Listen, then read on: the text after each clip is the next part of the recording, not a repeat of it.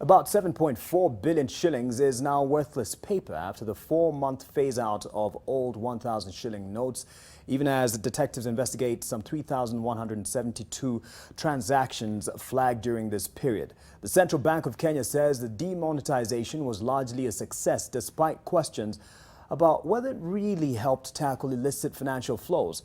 Here's Alex Mwangi with more details. Gavana wa Benki Kuu la Kenya hivi sasa anamkabidhi Mheshimiwa Rais noti zenye sura mpya. When the central bank in June unveiled the new print of the 1,000 shilling note and gave Kenyans a September 30th deadline to swap their old notes with the new ones, there were 217,047,000 pieces of that note in circulation. By the end of the deadline, the central bank had received 209,661,000 pieces. This means that 7,386,000 or 3.4% of the notes that were in circulation never made it for conversion into new notes or as deposits. So about 7.4 billion shillings is now just worthless paper. In terms of the overall, it's not a significant impact on in terms of numbers, right?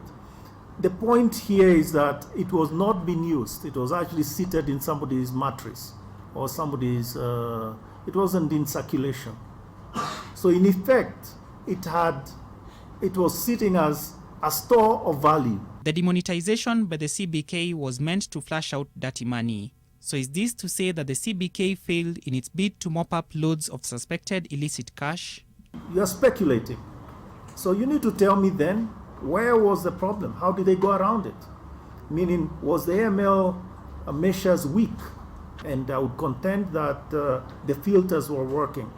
And you know, we don't know. I mean, frankly, we know more about the weight of the moons of Jupiter than we know about how much of those flows are there. Because at least there you can use some, I don't know, some technique or other.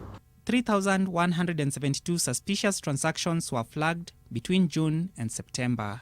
The central bank says there are 149,692,000 pieces of the new generation 1,000 shilling notes in circulation, which means there are 59,969,000 less 1,000 shilling notes than there were before.